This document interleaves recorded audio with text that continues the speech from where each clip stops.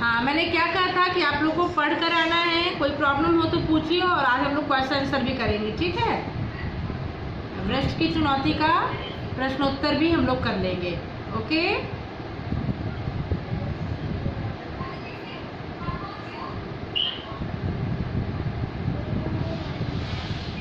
आ रहे हैं बच्चे, धीरे धीरे एडमिट हो रहे हैं, फिर हम लोग शुरू करते हैं।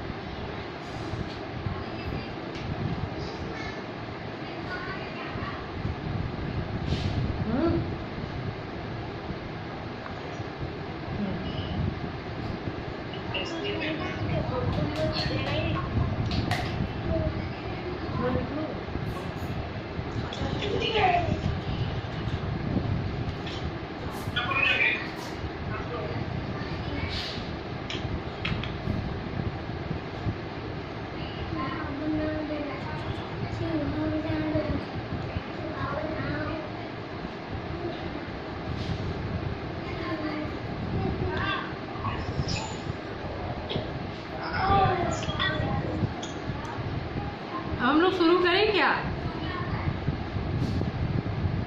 Yes. Good morning, ma'am. Good morning, good morning.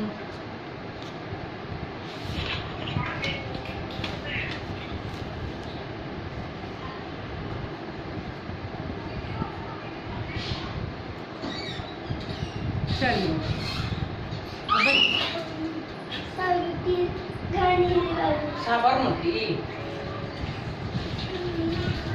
बच्चे एडमिट होते रहेंगे। अब हम लोग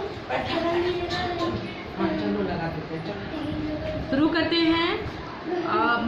लास्ट टाइम मैंने कहा भी था कि कुछ शब्दार्थ भी आप लोग को देखने होंगे, तो अगर आप लोगों ने देख लिया है तो ठीक है, वैसे मैं भी बता देती हूँ उसमें शब्दार्थ। कुछ शब्द इसमें हैं, जैसे सर्वेक्षण यानी निरीक्षण। सर्वेक्षण यानी क्या होता है? निरीक्षण। आप अपने बुक में देखिएगा, कुछ शब्द हैं उसमें। सर्वेक्षण यानी निरीक्षण।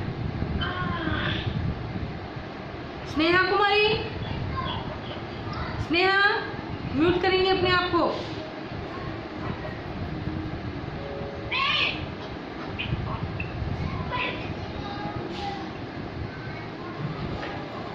आवाज कम है, ठीक है। फिर क्या है? Yes, ma'am. प्रदान यानी प्रदान करना यानी देना। पर्वत आरोही, पर्वत पर चढ़ने वाले, जो पर्वत पर चढ़ते हैं उनको हम लोग क्या कहते हैं? पर्वत आरोही। फिर क्या है? अज्ञात, जिसका ज्ञान न हो। अज्ञान या अज्ञात, जिसके बारे में ज्ञात न हो, जिसके बारे में हम कुछ न जानते हो, उसको क्या कहेंगे? अज्ञात। और है आधार शिविर, यानी मुख्य जो बेसमेंट है, उसका बेस जो है वो आधार शिविर यानी बेसमेंट। तो आप इसको भी अपनी बुक में देखिएगा। ऐसे ये कुछ ऐसे शब्दार्थ हैं, इनको आप अपनी कॉपी में लिख लेंगे तो ज़्यादा उचित होगा, है ना।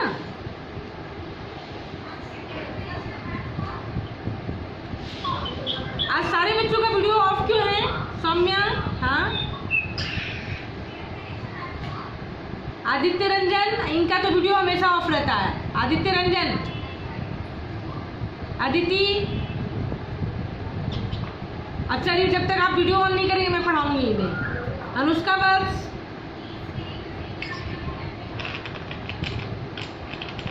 फहाद अहमद, शाश्वत, सबका खराब हो गया एक साथ वीडियो।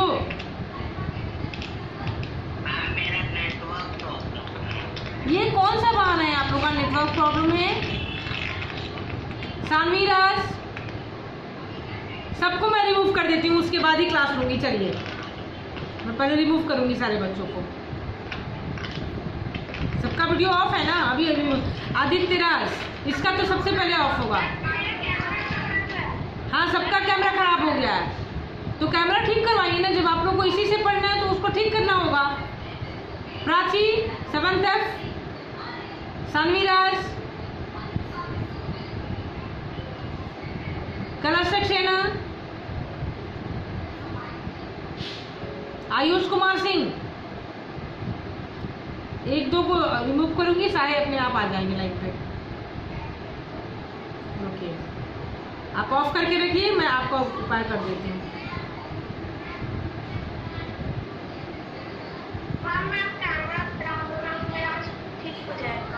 नहीं रुकिए ना, 2-3 बच्चों को करने दीजिए अभी। आयुष कुमार सिंह, इनको भी करूँगी मैं अभी।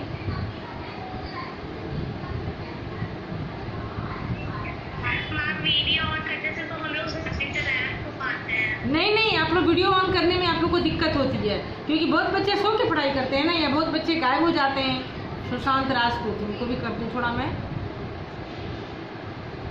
हाँ, यश कुमार,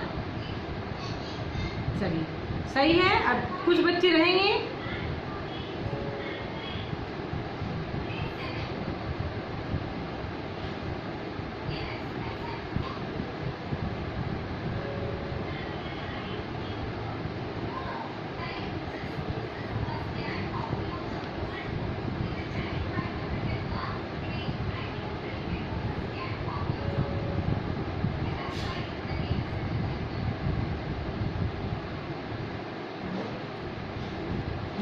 अभी सबका ऑन हो गया वीडियो। चलिए, तो मैं क्या बता रही थी, आप अपनी बुक में देखेंगे बहुत सारे ऐसे शब्द हैं जो थोड़े कठिन होंगे, उनको आप लिख लीजिएगा। जैसे मैंने बताया, पर्वत आरोही, पर्वत पर चढ़ने वाले। स्थानाभाव, जगह की कमी या स्थान की कमी, ठीक है। फिर सख्त, कठोर। जान में जान आना, राहत महसूस करना। जान में जान आना, राहत महसूस करना। रफ्तार, चाल। वक्त, समय। ये सारे ऐसे शब्द हैं, आप इनको अपनी किताब में देख लेंगे। अच्छा, अंशिका मिश्रा, अंशिका मिश्रा, पहला प्रश्न क्या है बताइए? पहला प्रश्न क्या है?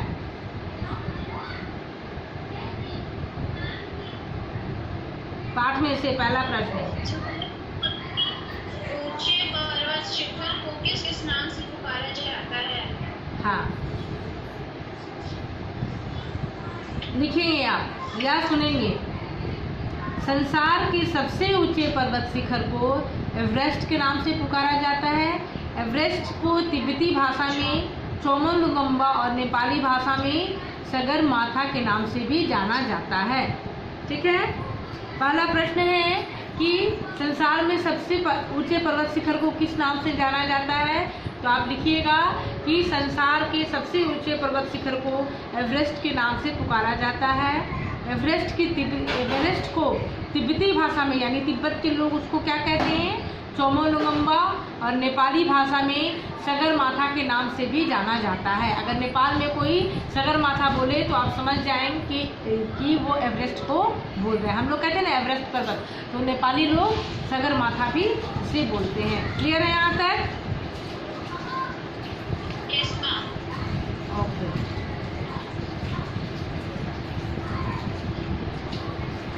चलिए दूसरा प्रश्न क्या है अंशिका? लेखक को सांस लेने में कठिनाई क्यों होने लगी? हाँ, तो आप लिखेंगे लेखक को सांस लेने में कठिनाई हो रही थी क्योंकि बूटों में, जो बूट वो पहने थे, क्योंकि बूटों में लगी कील की वजह से ऑक्सीजन के सिलेंडर की नली में छेद हो गई थी और ऑक्सीजन कहीं और से निकला जा रहा था, यानी ऑक्सीजन की कमी होती जा रही थी। लेखक को सांस लेने में कठिनाई हो रही थी क्योंकि बूटों से लगे कील की वजह से ऑक्सीजन के सिलेंडर की नली में छेद हो गई थी और ऑक्सीजन कहीं और से निकला जा रहा था, ठीक है। यहाँ तक क्लियर है?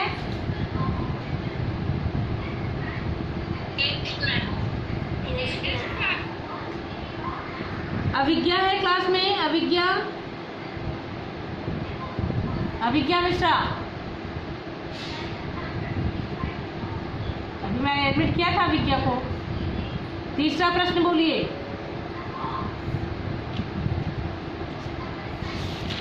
अभिज्ञा, हाँ बोलिए।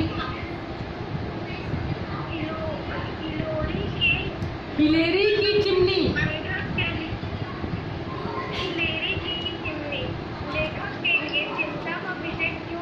हाँ, प्रश्न है कि हिलेरी की चिमनी लेखक के लिए चिंता का विषय क्यों थी, तो आप लिखेंगे हिलेरी की चिमनी लेखक के लिए चिंता का विषय थी क्योंकि यह चट्टान और बर्फ के ढेर के बीच 13 मीटर ऊंची खड़ी है। अत्यधिक चिकनी होने के कारण इस पर हाथ या पैर जमाने की कोई जगह नहीं है और इसे पार करने के बाद ही शिखर पर पहुंचा जा सकता है। ठीक है, पहले आप फिर से सुनिए इसको, नेक्स्ट बाद में पढ़ेंगे।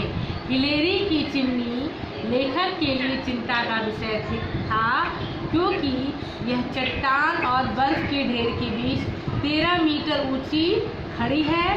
अत्यधिक चिकनी होने के कारण इस पर हाथ या पैर जमाने की कोई जगह नहीं है, यानी कि ये स्लेट की तरह बिल्कुल चिकनी थी। ये पत्थर जो है बिल्कुल चिकना था और उस पर आप कहीं भी पैर या हाथ आप नहीं जमा सकते थे। जैसे पहाड़ों पर हम चढ़ते हैं तो कहीं कहीं कीलों की मदद से हम लोग वहाँ पहाड़ों को खोद कर और पैर रख कर ऊपर चढ़ते जाते हैं ना, लेकिन इस पे हम नहीं चढ़ सकते थे और इतना वो सपाट था कि उस पर हाथ और पैर फिसलने का डर था ये, और इसे पार करने के बाद ही शिखर पर पहुंचा जा सकता था। ठीक है, चलिए अभी क्या पढ़िए, चौथा क्वेश्चन क्या है? यस मैम, चौथा प्रश्न, लक्ष्य तक पहुंचते पहुंचते लेखक को क्यों लगा कि चढ़ाई कभी खत्म नहीं होगी? चढ़ाई कभी खत्म नहीं हुई। ये चैटिंग कौन कर रहा है?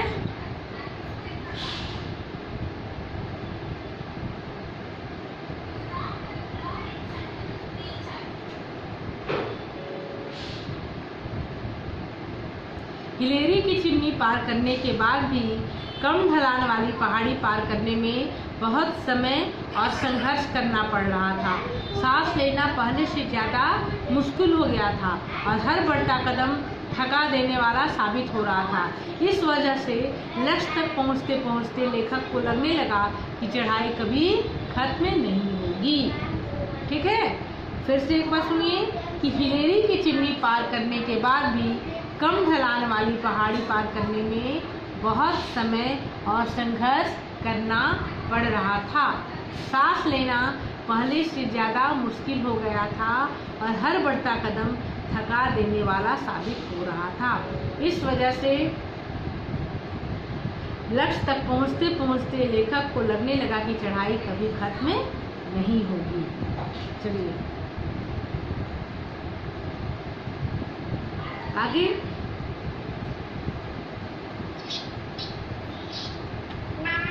हाँ पढ़िए पढ़िए। एवरेस्ट शिखर पर चढ़कर उन्होंने क्या क्या देखा? एवरेस्ट की शिखर पर पहुंचकर पर्वतारोहियों ने पिछले दल द्वारा गाड़ा हुआ तिरंगा झंडा देखा। उत्तर की ओर तिब्बती पठार पर नजर डाली, दक्षिण की ओर भारत के मैदान की तरफ देखा। उन्होंने आईने की तरह चमकता और सवेरे की धुंध में तैरता थ्यांग बोचे मठ भी देखा। आईने की तरह चमकता और सवेरे की धुंध में तैरता थ्यांग बोचे मठ भी देखा। ठीक है, क्लियर है? यस मैम,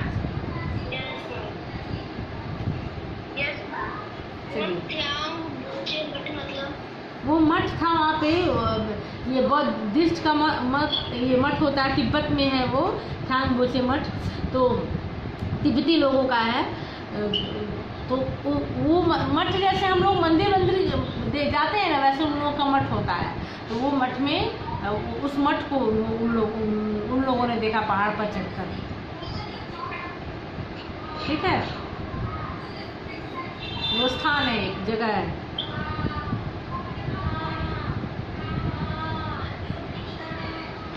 आगे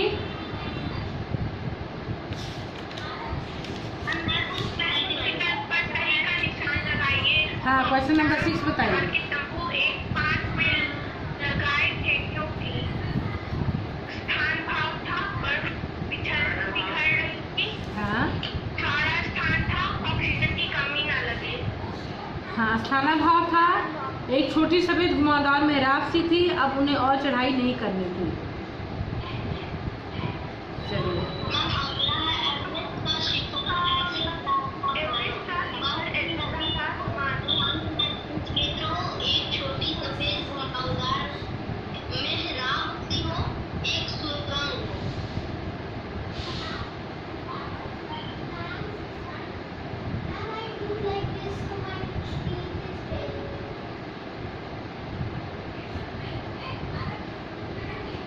चलिए बातचीत के लिए देखते हैं अब हम लोग प्रश्न क्या है हमारा, मैम अभी और 2 क्वेश्चन बचा है।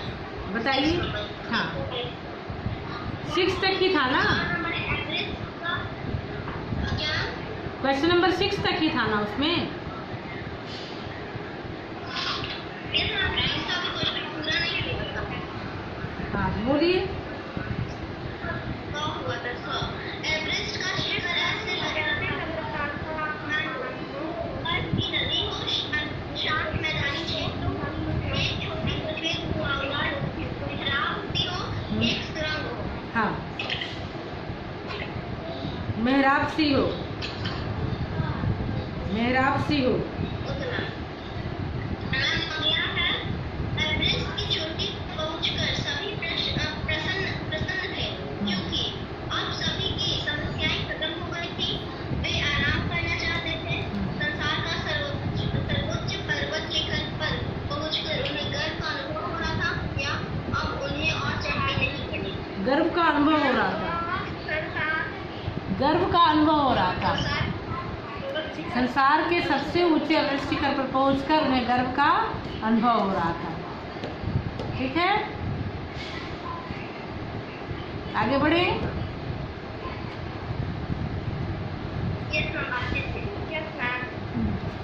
चलिए बातचीत के लिए पहला प्रश्न क्या है,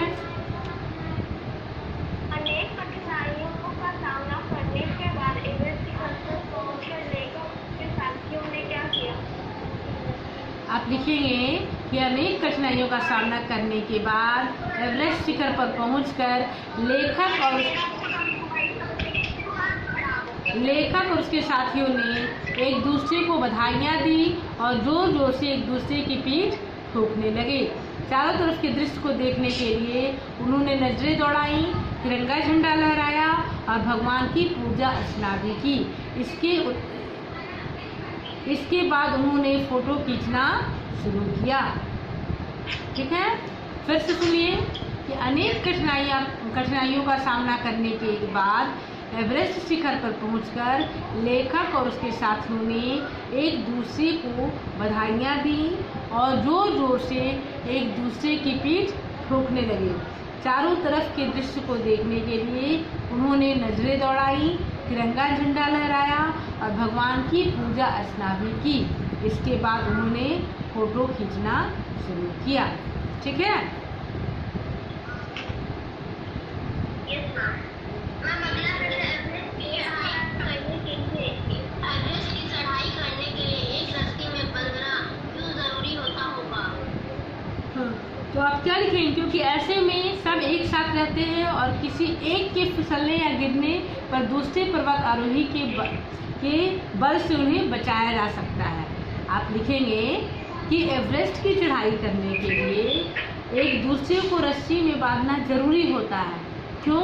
क्योंकि ऐसे में सब साथ रहते हैं। आप एक दूसरे को अगर बांध लेते तो एक भी गिरेगा तो दूसरे को पता चलेगा, आगे वाले को उसके, है ना, कि कोई गिर गया है और फिर उसकी ताकत से, पर्वत आरोहियों की ताकत से उन्हें बचाया जा सकता है। सही है। चलिए आगे।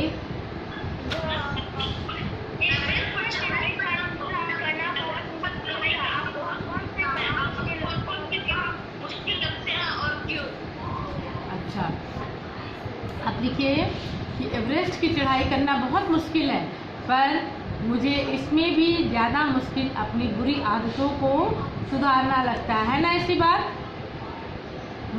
एक बार जो आदत लग जाती है क्या वो जल्दी सुधरती है? नहीं सुधरती है। अब तो आपको आदत हो गई है दिन भर बैठकर मोबाइल देखने की।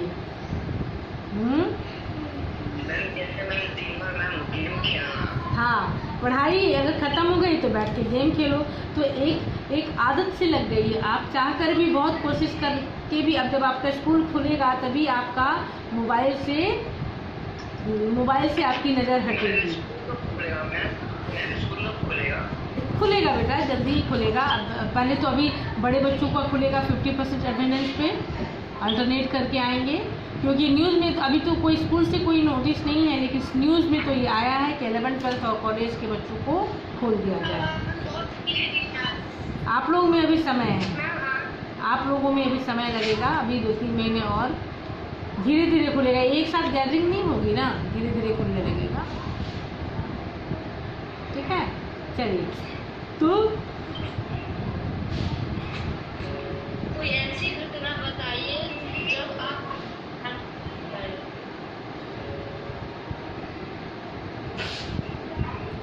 ऐसी घटना बताइए जब आप अपनी खुशी न छुपा पाए। हाँ, तो आप कौन सी घटना बताएंगे? आप हो सकता है कि आपका जब रिजल्ट निकला हो, या आपका नए स्कूल में आपका जब एडमिशन हुआ हो, आप डीएवी में एडमिशन करवाना चाहते हो और आपका रिजल्ट आ गया हो, तो उस खुशी को आप नहीं दबा सकते थे, या नहीं, आपने नहीं दबाया होगा, ये भी हो सकता है। या पूरे विद्यालय में अधिकतम अंक प्राप्त किया हो, वो भी एक खुशी है ना?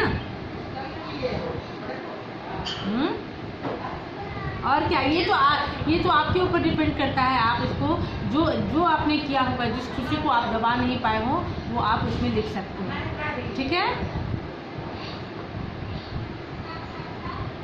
चलिए, यहाँ तक सबका क्लियर है? आगे बढ़ें।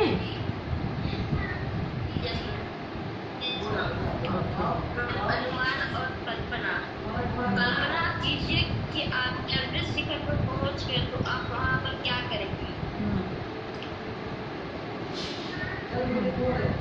तो क्या करेंगे बताइए?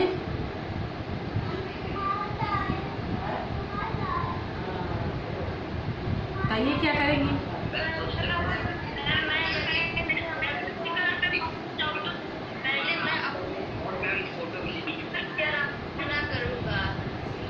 अच्छा, यदि मैं,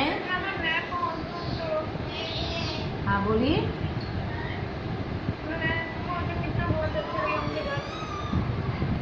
हाँ, तो आपको ये तो लिसन, ये तो क्वेश्चन ही है कि आपको कल्पना करनी, इमेजिन करना है, सोचना है। तो आप लिख सकते हैं कि यदि मैं एवरेस्ट शिखर पर पहुंच गया या पहुंच जाऊं, तो सबसे पहले मैं अपने ईश्वर की आराधना करूंगा कि मैं सही सलामत यहाँ मैं पहुंच गया। अपनी ढेर सारी सेल्फी लूँगा, क्योंकि आजकल तो सेल्फी का ज़माना है ना? और हो सके तो उसे सोशल मीडिया पर पोस्ट भी कर दूँगा। करेंगे ना सेल्फी लेकर? और अपने आगे के आरोहण की तैयारी भी करूँगा या करूँगी। देखिए, आप लोग जो करेंगे वो मैंने बता दिया कि सर, आप तो कहीं भी जाते हैं तो सबसे पहले सेल्फी लेते हैं, फिर उसको पोस्ट करते हैं। तो अब भी जो आप एवरेस्ट पर चढ़ने वाले हैं, चढ़ चुके हैं, तो आप तो ईश्वर की आराधना तो उस वक्त करेंगे ही कि आप बहुत खुश हैं और ईश्वर को धन्यवाद दे रहे हैं कि आप सही सलामत ऊपर पहुंच गए। अब सबसे पहले आप सेल्फी लेंगे प्रूफ के लिए कि मैं वहाँ गया था, और फिर उस सेल्फी को आप पोस्ट कर देंगे फेसबुक पर या इंस्टाग्राम पर, जिस पर भी आप चाहें, जिस पर भी आपका अकाउंट हो, आप पोस्ट करेंगे। उसके बाद क्या करेंगे? आप नए आरोहण की तैयारी भी शुरू कर देंगे। हाँ, आगे मतलब आगे की तैयारी शुरू कर देंगे।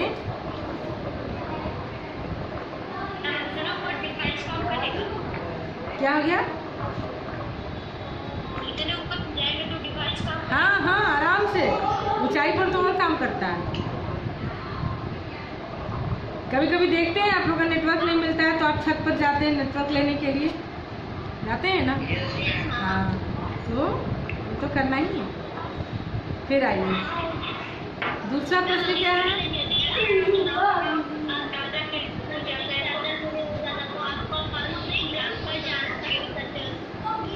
तो आप क्या लिखेंगे कि यदि ये चैटिंग कौन कर रहा है? इस पे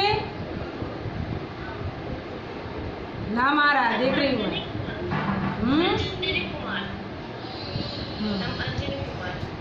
यदि मेरा चुनाव अंतरिक्ष यात्रा के लिए हो जाता, तो सबसे पहले मैं अपने आप को भाग्यशाली मानता और मंगल ग्रह पर जाने की इच्छा रखता, क्योंकि लोग जीवन में मंगल ढूंढते हैं और मैं मंगल में जीवन ढूंढता हूँ और अपने आप को अमर कर लेता। पहले मैं थोड़ा अंजलि कुमार को देख लूँ।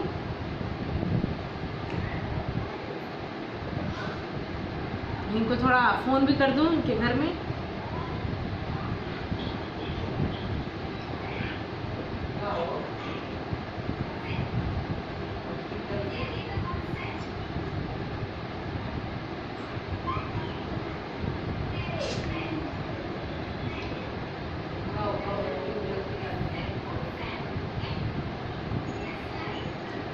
क्या नाम बताया?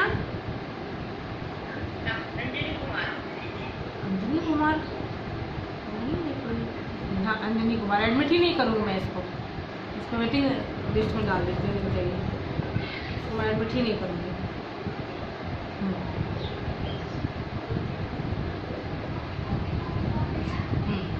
चलिए आगे।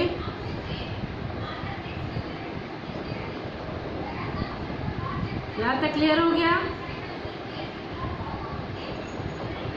अनुमान और कल्पना आगे क्या है? भाषा की बात है ना, भाषा की बात।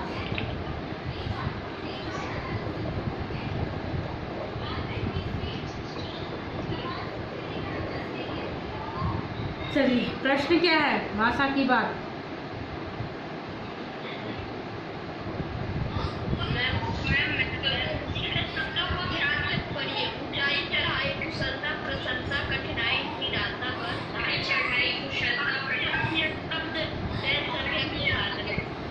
ये सब क्या है? ये भाववाचक संज्ञा है। ये जितने ऊंचाई, कठिनाई, ये सब भाववाचक हैं।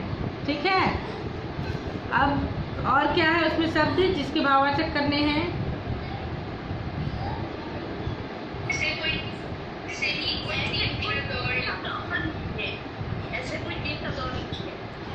जैसे बचपन, बुढ़ापा और खुशी, ये आप लिख सकते हैं। ठीक है, बचपन, बुढ़ापा और खुशी।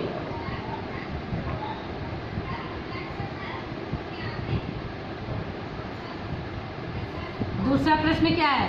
कुछ शब्द दिए गए हैं, उससे आपको वाक्य बनाने हैं। जैसे करीब करीब, तो आप क्या लिखेंगे? मैं करीब करीब आपकी बात समझ गया हूँ।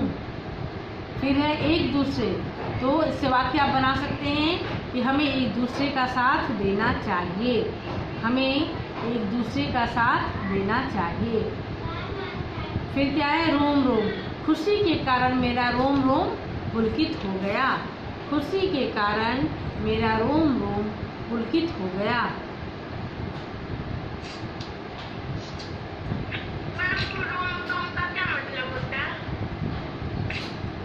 रोम रोम, आप रोम किसको बोलती हैं बताइए? जैसे हमारे हाथ पैर पे छोटे छोटे जो बाल होते हैं ना, जिसको रोआ भी लोग आम बोलचाल की भाषा में रोआ भी बोलते हैं ना, स्किन पे जो बाल होते हैं, उसको वही रोम है। तो रोम रोम यानी कि जब आप बहुत खुश होते हैं तो कभी कभी देखिएगा आपके जो ये रोम है ना स्किन पे, वो एकदम खड़े हो जाएंगे, दाना दाना आपको दिखने लगेगा। और आप एकदम या तो बहुत दुखी होंगे तो, या तो बहुत खुश होंगे तो। कह रहा है खुशी के कारण मेरा रोम रोम पुलकित हो गया, यानी कि जो ये छोटे छोटे बाल हैं मेरे शरीर पे वो भी खुश हो गए, वो भी खुशी। शेर को देख के मेरा रोम रोम कांप उठा। हाँ, इधर उधर चलते वक्त इधर उधर भी नजरें दौड़ानी चाहिए। ये नहीं कि एक सीध में एक नज़र में चले जा रहे हैं और आगे आगे आजू बाजू भी कुछ नहीं देख रहे हैं और न सामने नहीं देख रहे हैं, बस नज़र झुका के चले जा रहे हैं और अचानक सामने कुछ खड़ा है और जाकर उससे टकरा गए। ऐसा भी नहीं होना चाहिए। तो आप लिख सकते हैं कि चलते वक्त इधर उधर भी नजरें दौड़ानी चाहिए। ठीक है।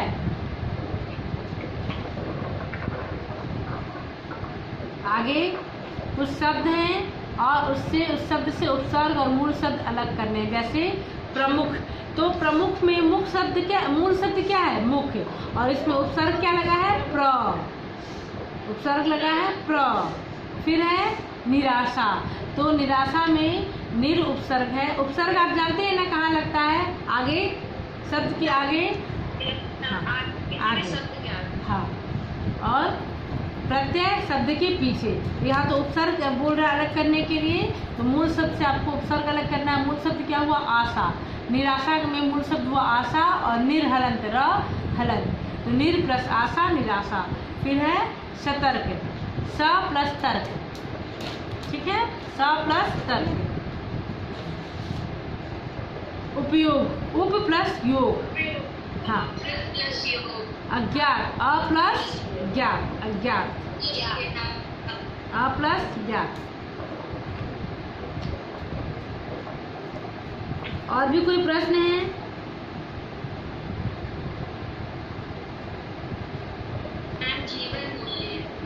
जीवन मूल्य। अच्छा, लास्ट है जीवन मूल्य।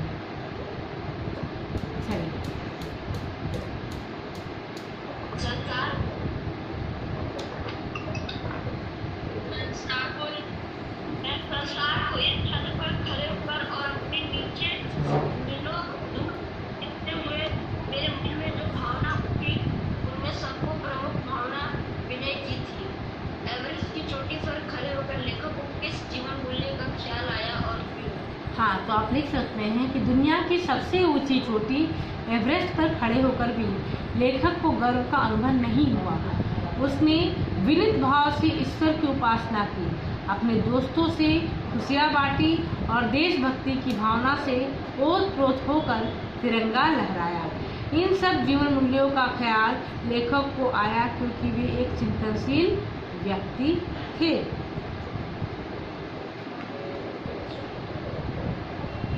लास्ट क्वेश्चन क्या है? लेखक की एवरेस्ट यात्रा पर हमें क्या प्रेरणा होती है? हाँ, तो आप लिख सकते हैं कि लेखक की एवरेस्ट यात्रा पर चढ़कर हमें यह प्रेरणा मिलती है कि मनुष्य के दृढ़ संकल्प के आगे कठिन से कठिन लक्ष्य प्राप्त किया जा सकता है।